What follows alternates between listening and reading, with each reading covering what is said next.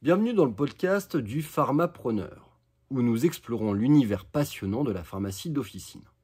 Je suis Arnaud, pharmacien d'officine, et aujourd'hui nous allons plonger dans une analyse approfondie sur le monopole officinal en Europe et ses implications pour les pharmaciens.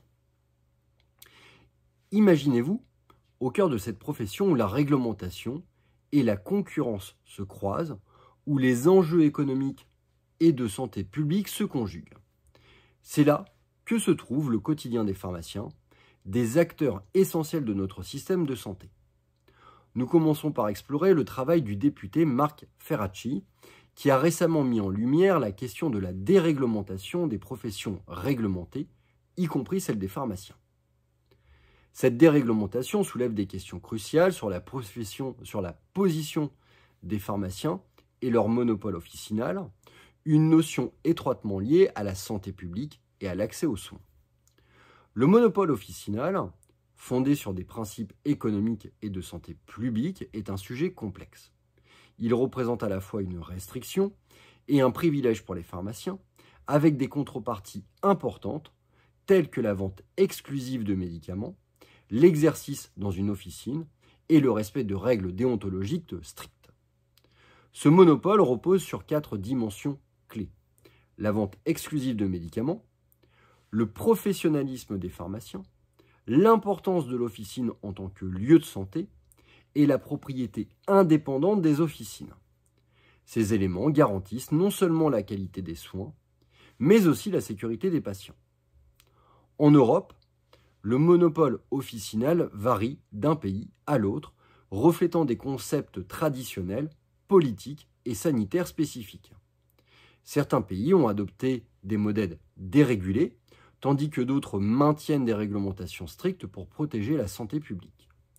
La France, par exemple, est un exemple de modèle strictement réglementé, où les pharmaciens diplômés détiennent les officines et où le monopole officinal est appliqué rigoureusement pour assurer la sécurité des patients.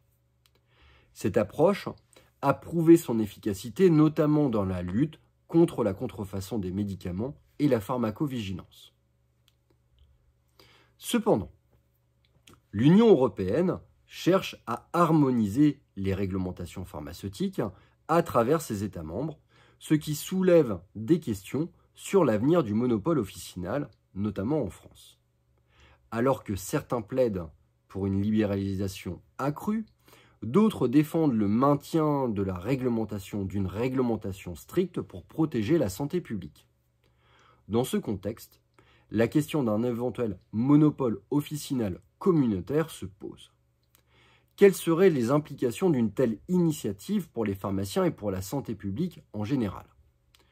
Cela pourrait-il conduire à une uniformisation des pratiques pharmaceutiques à travers l'Europe ou au contraire à une fragmentation supplémentaire?